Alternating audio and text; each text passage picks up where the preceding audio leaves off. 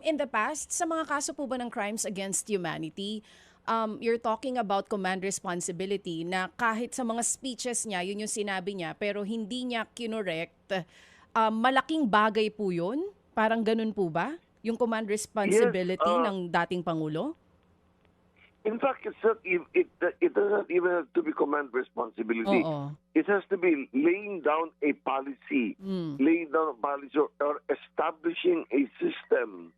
Yun ang, and that has consistently been applied by international criminal tribunals, not only the ICC, but the International Criminal Tribunal for Yugoslavia, International Criminal Tribunal for Rwanda, because these courts have tried cases against humanity, crimes against humanity, and there is existing jurisprudence for that.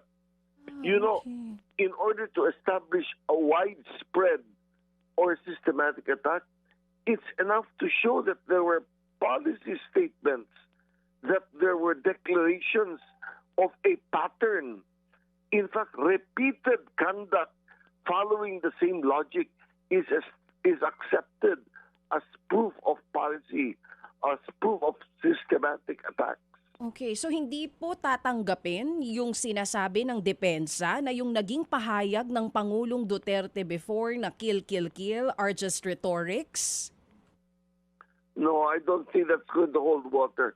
You know, one very good sign that the defense had run out of arguments was when Kaufman was making his closing statement. No, you notice that he was turning to an appeal to pity. Anong sabi niya?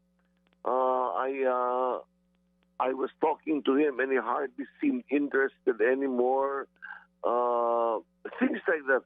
When you start appealing to pity, it's clear that you have run out of ammunition. Mga kapatid, brothers and sisters, saan ka pa? Dito na tayo sa totoo.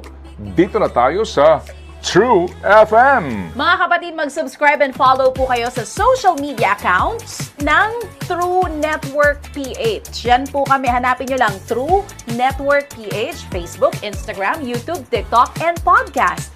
Mapa Apple or Spotify man yan, mahahanap nyo kami. Lahat ng mga napapanood at napapakinggan nyo po sa programa, nasa social media accounts namin yan. So, paano mga kapatid? See you sa social media!